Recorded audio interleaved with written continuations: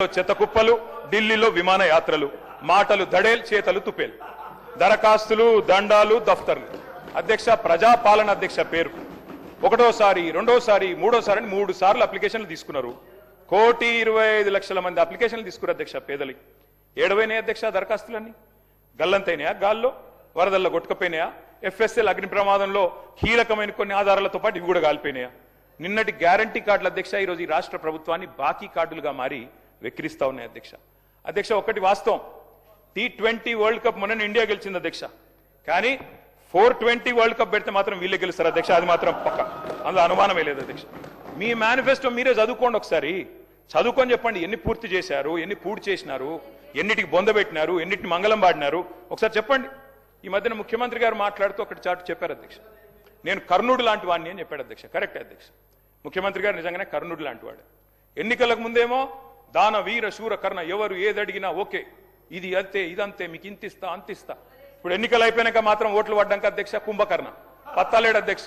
ఎన్నికలకు ముందు దానకర్ణ, ఇప్పుడు మాత్రం కుంభకర్ణ అయిపోయింది అధ్యక్ష. అధ్యక్ష, అందరికీ అన్నీ చెప్పారు అధ్యక్ష. నిజంగా చెప్తా ఉన్న అధ్యక్ష, భారతదేశ ఎన్నికల చరిత్రలో కాదు అధ్యక్ష, ప్రపంచ ఎలక్షన్ హిస్టరీలోనే ఇంత పెద్ద మోసం అధ్యక్ష. 420 హామీలు ఇచ్చి మోసం చేసిన మేనిఫెస్టో ఎక్కడా లేదు అనేది వాస్తవం అధ్యక్ష. అధ్యక్ష, ఒక మేనిఫెస్టో కాదు అధ్యక్ష, డిక్లరేషన్లు, వరంగల్ డిక్లరేషన్లు, కామారెడ్డి డిక్లరేషన్లు, చేవెళ్ల డిక్లరేషన్లు, ఢిల్లీ నుంచి విమానాలు వేసుకొని వచ్చి ప్రమాణాలు చేసిపోయింది అధ్యక్ష. గల్లీ గల్లీలో గ్యారంటీ కార్డులు పంచిన ఢిల్లీ బ్యాచ్ పత్తలేదు అధ్యక్ష. అధిష్టాన అగ్రనేతల దర్శన భాగ్యం కోసం ఇవాళ పదే ఢిల్లీ యాత్రలు జరుగుతూ ఉన్నాయి అధ్యక్ష. సమావేశాలు, సమీక్షలు, ఆఖరి కేబినెట్ మీటింగ్లు కూడా ఢిల్లీలో జరుగుతున్నాయి అధ్యక్ష. నిన్ననేమో హామీల వరద, ఇప్పుడు మేము గట్టిగా మాట్లాడితే మా మీద బూతుల బురద. నిన్న డిక్లరేషన్ల మోత, ఇప్పుడు ఎగవేతల జాత. గ్యారంటీలు తాటాకంత, అమలు చేసింది చింతాకంత. ఇస్తామన్నది ఏనుగు, ఇచ్చింది ఎలుక.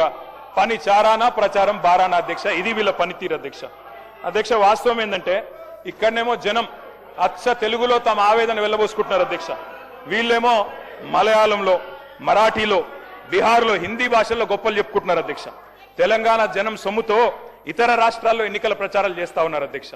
ఢిల్లీలో, బీహార్లో, మహారాష్ట్రలో, ఇప్పుడు కేరళలో ఎక్కడ ఎలక్షన్ వస్తే అక్కడ ఫుల్ పేజ్ కలర్ అడ్వర్టైజ్మెంట్లు ఇవాళ కాంగ్రెస్ పార్టీ ఇస్తా ఉంది అధ్యక్ష. ప్రజాధనం కాంగ్రెస్ క్యాంపెయిన్ కు సమర్పణం అన్నట్టు అయిపోయింది అధ్యక్ష. జరగనివి జరిగినట్టు, చేయనివి చేసినట్టు, లేనివి ఉన్నట్టు అంతా కనికట్టు యాడ్ చేసి గ్రాఫిక్స్ మాయాజాలంతో బహుభాషల్లో బయట రాష్ట్రాల వాళ్ళని కూడా బురిడి కొట్టించే ప్రయత్నం ఈ సర్కార్ చేస్తా ఉంది అధ్యక్ష. ఈ సర్కార్ గొప్పతనం ఏంటంటే అధ్యక్ష, పీసీ సర్కారు మాయాజాలాన్ని కూడా ఈ సర్కారు మరిపించింది అధ్యక్ష. అధ్యక్ష, ఇంకా విచిత్రం అధ్యక్ష, అసలే అటర్ఫ్లాప్ సినిమా, దానికట సంబురాలు అధ్యక్ష. 2వ ఈద్ సంబురం, 3వ ఈడ్తో సంబురం. అటర్ఫ్లాప్ సినిమాకి 100వ దినోత్సవం చేస్తారా అధ్యక్ష ఎవరన్నా? అధ్యక్ష, తెలంగాణ అవతరించాక అధ్యక్ష స్వయం పాలన చేసుకున్నాం. మినిస్టర్ గారు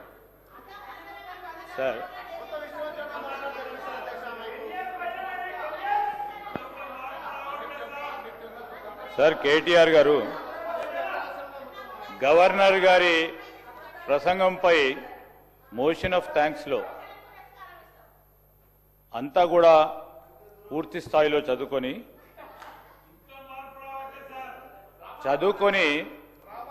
మంచి సూచనలు ఇస్తారు, సలహాలు ఇస్తారని అనుకున్నాం అధ్యక్ష. మళ్ళా ఊకదుంపుడు ఉపన్యాసం చెప్తూ ఎవరో రాసిన స్క్రిప్ట్ను వాడుతూ ఈరోజు ఏంది అధ్యక్ష, ఇది మా జాతీయ పార్టీది, కాంగ్రెస్ పార్టీ జాతీయ పార్టీ.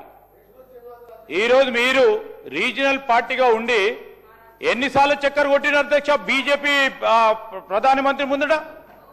ఎన్నిసార్లు పోయిన అధ్యక్ష వారు 10 సంవత్సరాల కాలంలో? లెక్క తీయండి అధ్యక్ష.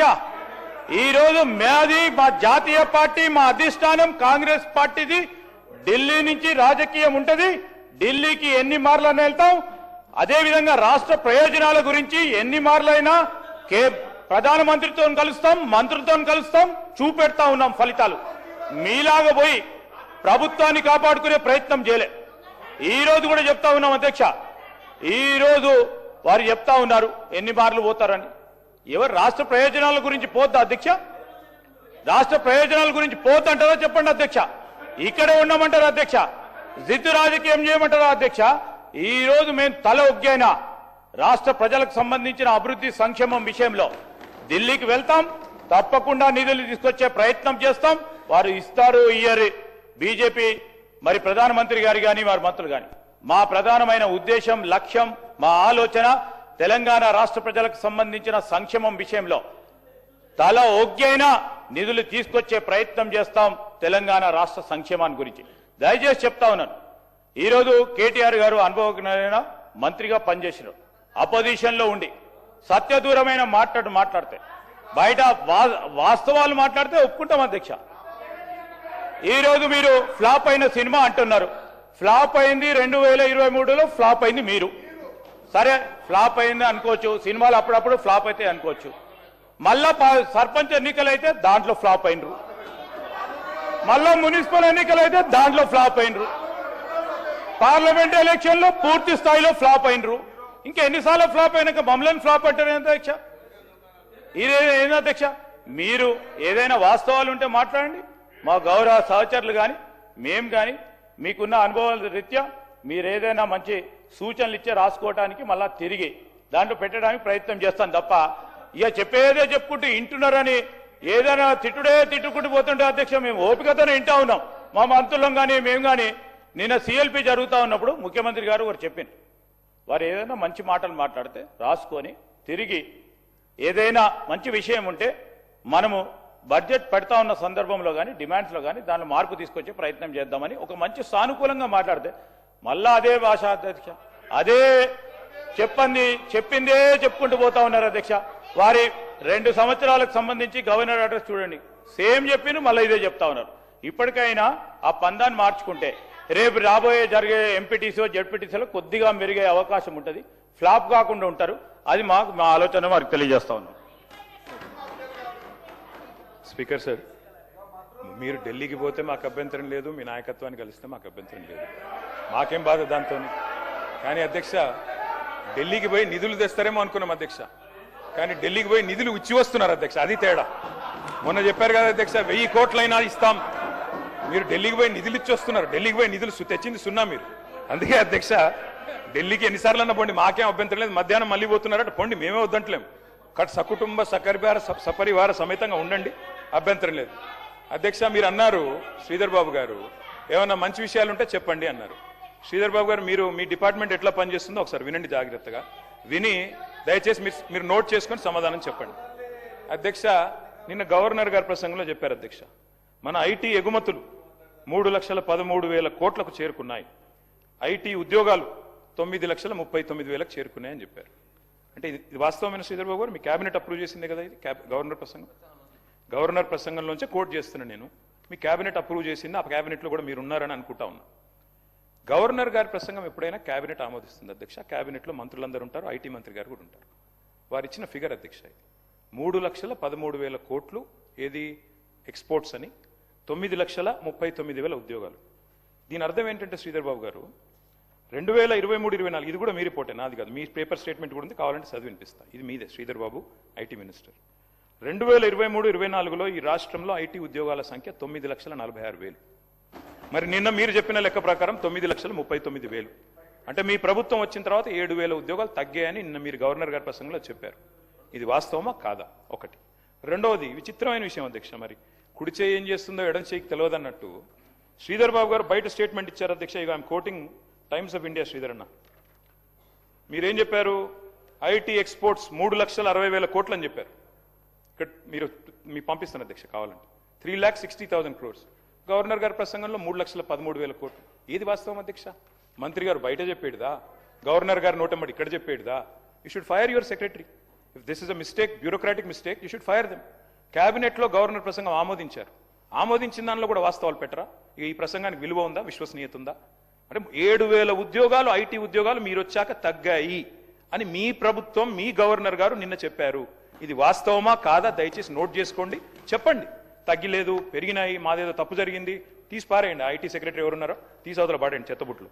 అధ్యక్ష ఇంకో మాట అధ్యక్ష, మీరు చెప్పారు పెట్టుబడుల వెల్లువ 1,00,000 కోట్లు, 7,00,000 కోట్లు, 8,00,000 కోట్లు.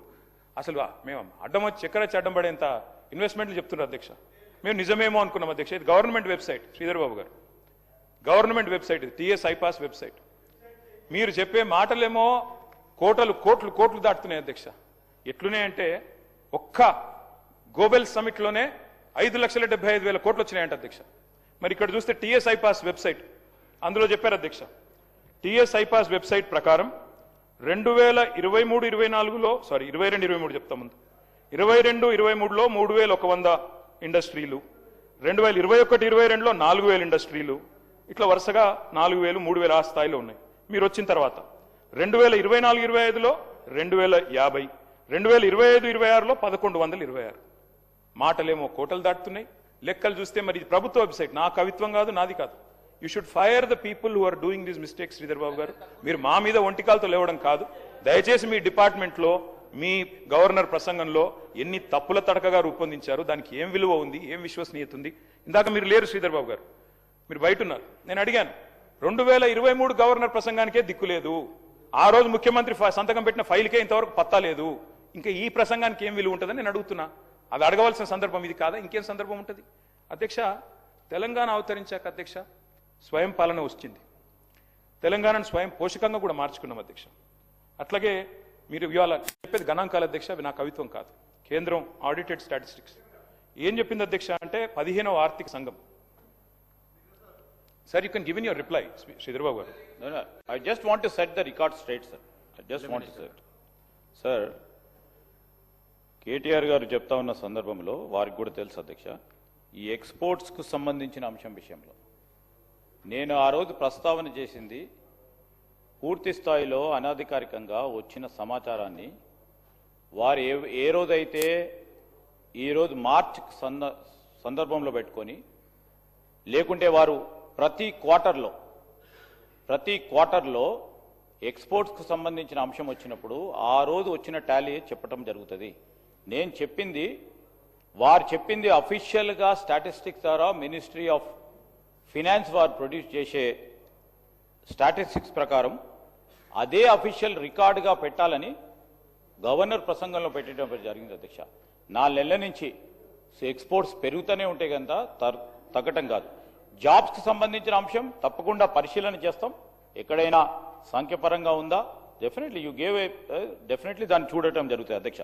రెండోది వారికి కూడా తెలుసు అధ్యక్ష, ఇన్వెస్ట్మెంట్కు వస్తూ ఉన్నాయని. సార్, ఎంఓయూలు వేరే, మెమోరాండం ఆఫ్ అండర్స్టాండింగ్ చేసిన వారందరూ కూడా పూర్తి స్థాయిలో వచ్చి పెట్టుబడులు చేసుకొని 100% వస్తుందని కాదు అధ్యక్ష.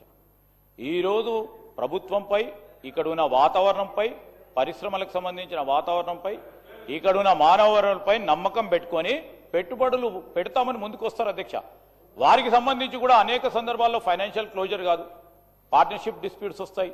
లేకుంటే ప్రభుత్వ పరంగా ఎక్కడ ఇబ్బంది రాకుండా ఈజ్ ఆఫ్ డూయింగ్ బిజినెస్ లో ఎక్కడ కూడా ఇబ్బంది రాలేదు. 5,75,000 కోట్లకు సంబంధించి ఆ రోజు గ్లోబల్ కాన్ఫరెన్స్ కి సంబంధించి వారు ఏదో మాట్లాడారు. వాళ్ళకు సంబంధించిన గోబెల్స్ ప్రచారం ఏ విధంగా చేస్తారో ఆ విధమైన ప్రచారం చేసేటానికి ప్రయత్నం చేస్తూ ఉన్నారు.